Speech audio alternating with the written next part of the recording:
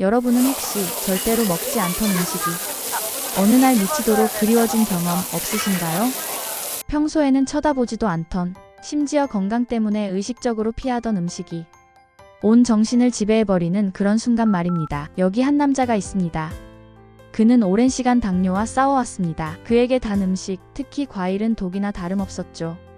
혈당을 요동치게 하고 몸을 붓게 만드는 주범이었습니다.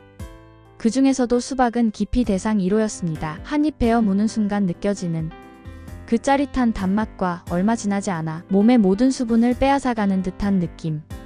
그는 수박을 멀리했습니다. 아니, 멀리해야만 했습니다. 그런데 이상했습니다. 어느 날부터인가 그의 머릿속을 온통 수박이 가득 채우기 시작한 겁니다. 꿈에서도 수박이 나왔습니다. 시원하게 쩍 갈라지는 소리, 선홍빛 과육을 타고 흐르는 검은 씨앗, 코끝을 맴도는 달콤한 향기까지. 그것은 단순한 식탐이 아니었습니다. 온몸의 세포 하나하나가 수박을 외치는 듯한 처절한 갈망이었습니다. 참다 못한 그는 결국 수박 한 통을 샀습니다. 죄책감과 알 수 없는 해방감을 동시에 느끼며 수박을 한 입 베어 무는 순간 그는 온몸에 퍼지는 시원함과 달콤함에 눈을 감았습니다. 그래, 딱 한 번만.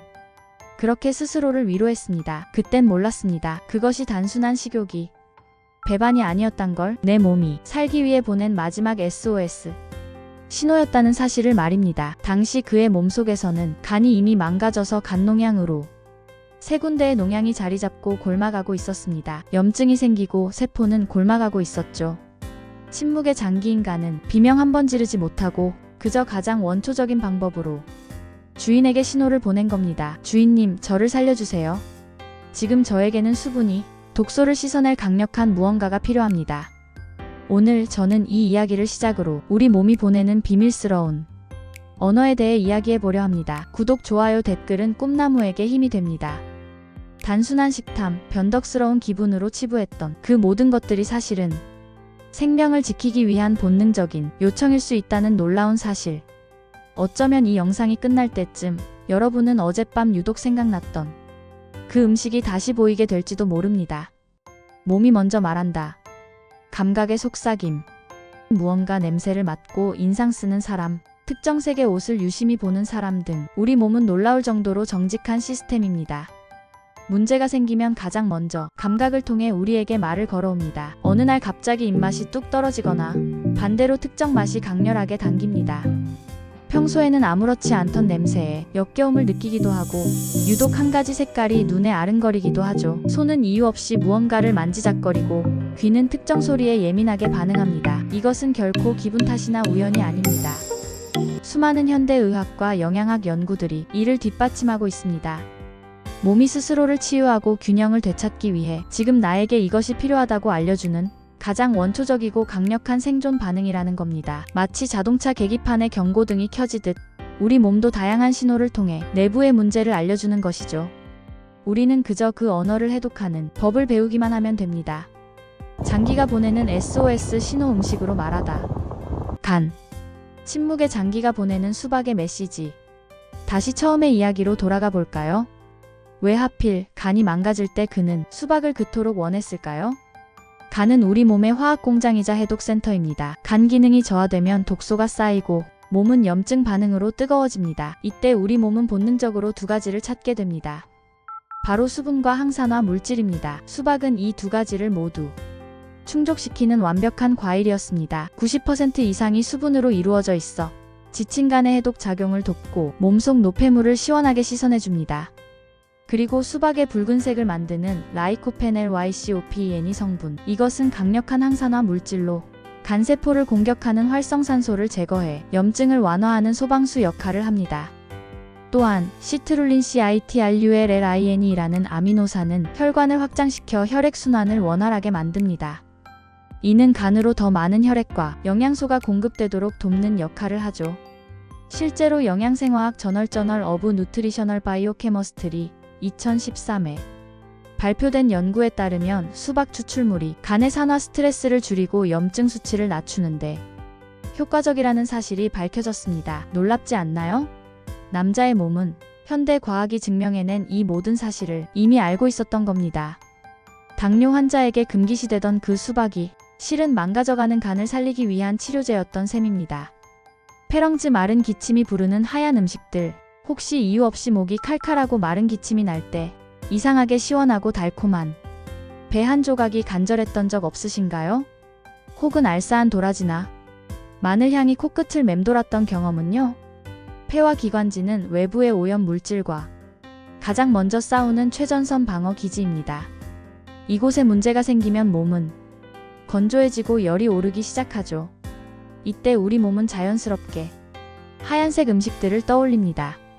바로 이 지점에서 저는 한 분의 굉장히 특별한 이야기를 소개해드리고 싶습니다.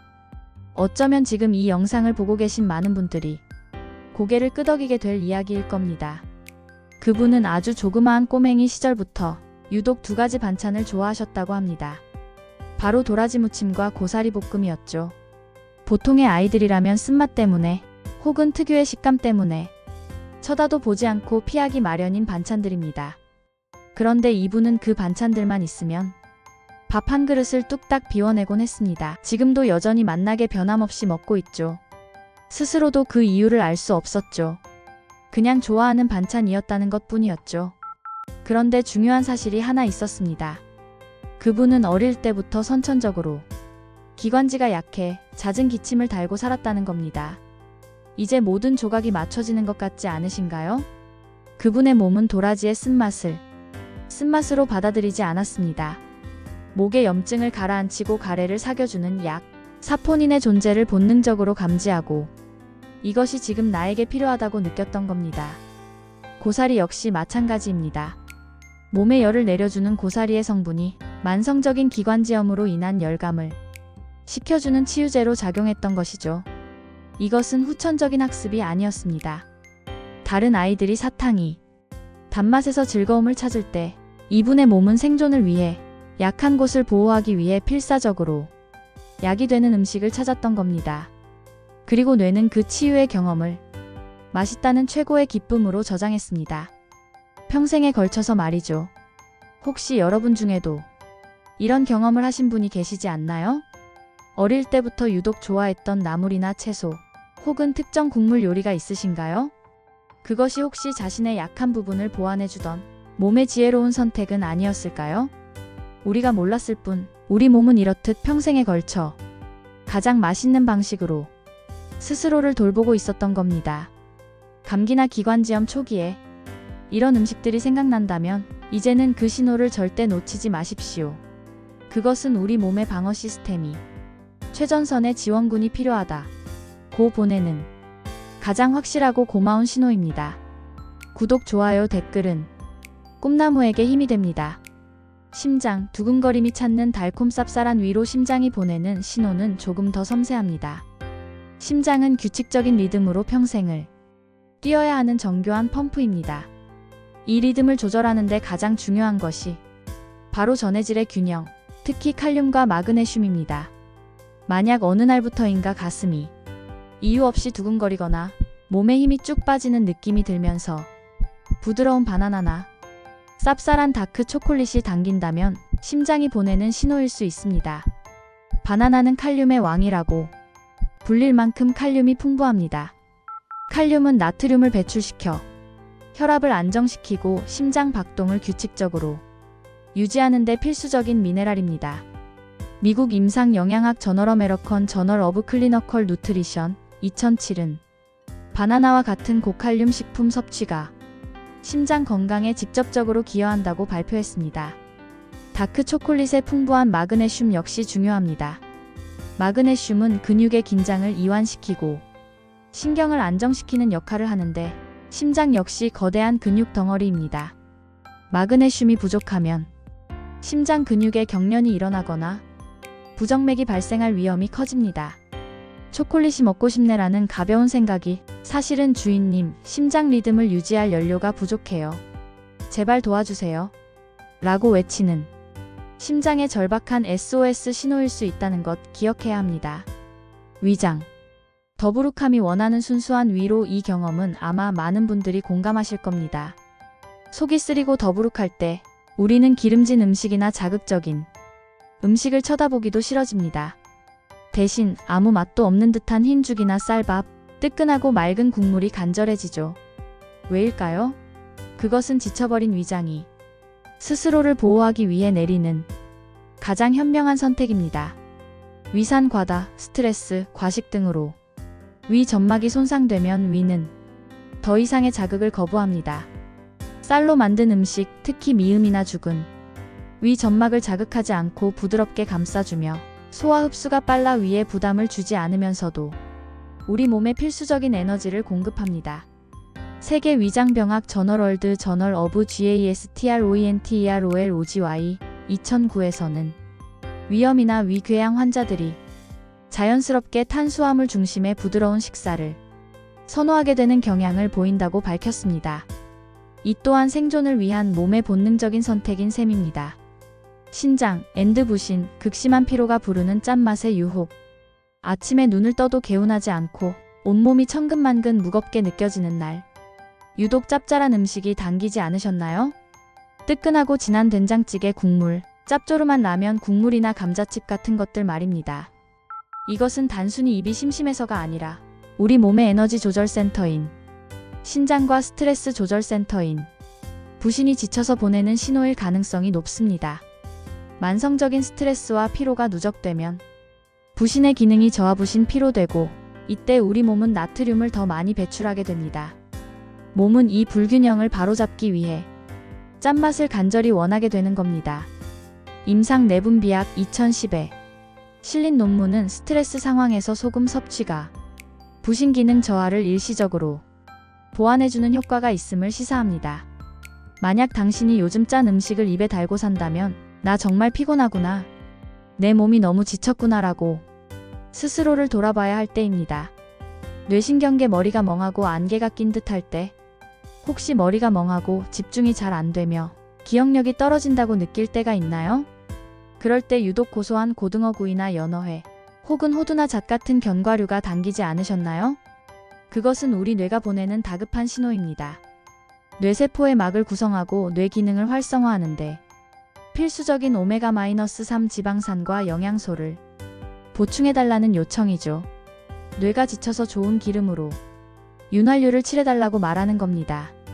뼈, 관절, 온몸이 쑤시고 뼈마디가 시릴 때, 비가 오려고 하면 무릎이 쑤시고 뼈마디가 시린 듯한 느낌이 들 때, 이상하게 진하게 우려낸 사골국이나 곰탕 국물이 간절해지거나 바삭한 멸치볶음이 먹고 싶어질 때가 있습니다. 이는 우리 몸이 뼈와 연골의 구성 성분인 칼슘과 콜라겐, 인 등을 필요로 한다는 증거입니다. 뼈의 밀도가 약해지거나 관절이 약해졌을 때 몸이 스스로 건축 재료를 찾는 본능적인 행위인 셈입니다. 혈액순환계. 어지럽고 기운이 없을 때, 빈혈 신호 앉았다 일어설 때 눈앞이 핑 돌고 얼굴이 창백하며 쉽게 피로하고 숨이 차오르나요? 이때 유독 소고기나 소의 간, 선짓국이 당긴다면 우리 몸이 피를 만들어달라고 외치는 소리일 수 있습니다. 혈액 속에서 산소를 운반하는 헤모글로빈의 주재료인 철분이 부족하다는 신호죠. 우리 몸은 흡수율이 높은 동물성 철분 햄철을 본능적으로 찾아 헤매는 것입니다. 눈이 침침하고 뻑뻑할 때, 스마트폰과 컴퓨터로 인해 눈이 늘 피로한 현대인들, 눈이 침침하고 뻑뻑하게 느껴질 때 이상하게 블루베리나 아로니아, 복분자 같은 보라색 과일이나 당근, 단호박 같은 주황색 채소, 혹은 계란 노른자가 생각나지 않으셨나요? 이는 눈의 망막을 보호하고 피로를 풀어주는 안토시아닌, 베타카로틴, 루테인 성분을 보충해달라는 눈의 간절한 요청입니다. 구독, 좋아요, 댓글은 꿈나무에게 힘이 됩니다. 피부 모발, 푸석하고 윤기가 없을 때, 피부가 유난히 건조하고 각질이 일어나거나 머리카락이 푸석하고 끝이 갈라질 때, 고소하고 기름진 아보카도나 견과류가 당기거나 쫀득한 족발이나 닭발 같은 음식이 끌리는 경험 있으신가요? 이는 피부 장벽을 튼튼하게 하고 세포에 윤기를 더하는 건강한 지방불 포화지방산과 피부 탄력을 위한 콜라겐이 부족하다는 신호입니다. 몸이 스스로 코팅제와 접착제를 찾는 것이죠. 갑상선 이유 없이 춥고 무기력할 때, 남들은 다 괜찮다는데 유독 나만 춥고 몸이 축 늘어지며 무기력함이 계속될 때, 뜨끈한 미역국 한 사발이나 짭조름한 김에 밥을 싸먹고 싶다는 생각이 간절하다면 우리 몸의 에너지 대사를 조절하는 갑상선의 기능이 저하되었을 수 있습니다. 갑상선 호르몬의 핵심 원료인 요오드를 보충해달라는 몸의 신호일 수 있는 것이죠. 색상으로 말하는 몸의 상태. 몸의 언어는 미각에만 국한되지 않습니다. 때로는 시각, 즉 색상으로도 말을 걸어옵니다. 옷장을 열었을 때 유독 한 가지 색의 옷에 자꾸만 손이 가는 날이 있지 않으신가요? 환경심리학 저널 오브 인바이런멘털 사이칼러지 2011의 연구에 따르면 색상은 우리의 뇌파, 스트레스 반응, 감정 상태에 직접적인 영향을 미칩니다.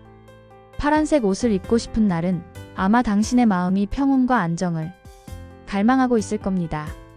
노란색이나 주황색이 눈에 띈다면 활력과 즐거운 에너지가 필요한 상태일 수 있습니다. 녹색에 끌리는 날은 심신이 지쳐 자연의 품 같은 회복과 균형이 필요하다는 신호입니다. 반대로 회색이나 검은색만 고집하게 된다면 외부 세계로부터 스스로를 차단하고 에너지를 보존하려는 무의식적인 방어기제일 수 있습니다. 오늘 아침 당신이 무심코 집어든 옷의 색깔, 그것이 바로 당신의 몸과 마음이 지금 어떤 상태인지 알려주는 또 하나의 중요한 단서가 될 수 있습니다. 그 당김의 정체를 마주하라. 다시 한번 강조하지만 우리 몸은 직접 말을 할 수 없습니다. 그래서 가장 원초적인 감각, 즉 입맛으로, 눈으로, 촉감으로 끊임없이 말을 겁니다. 그거 지금 당신에게 꼭 필요해요. 그 색깔이 지금 당신을 치유해 줄 거예요. 이 신호들을 더 이상 무시하지 마세요. 그것은 변덕이 아니라 본능이고 단순한 욕구가 아니라 살고 싶다는 우리 몸의 가장 절박한 메시지입니다. 저에게 수박은 더 이상 깊이 대상이 아닙니다. 저를 살린 생명의 과일이자 제 몸의 목소리를 처음으로 듣게 해준 고마운 존재입니다.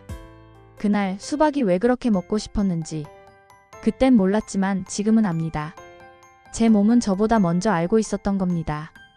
간이 서서히 망가지고 있다는 끔찍한 사실을, 그리고 그것을 저에게 가장 간절하고 강력한 방법으로 알렸던 겁니다. 여러분의 몸은 오늘 무엇이 당기시나요? 무엇을 말하고 있나요? 그것은 단순한 입맛이나 취향이 아닐지도 모릅니다. 어쩌면 당신의 몸이 당신에게 보내는 놓쳐서는 안 될 마지막 경고이자 간절한 사랑의 신호일 수 있습니다. 귀를 기울여 보세요. 당신의 몸이 당신에게 속삭이는 소리를. 당신의 몸은 당신이 생각하는 것보다 훨씬 더 당신을 사랑합니다. 부디 여러분의 몸이 보내는 소리에 귀 기울이는 하루가 되시길 바랍니다. 긴 영상 시청해주셔서 진심으로 감사합니다.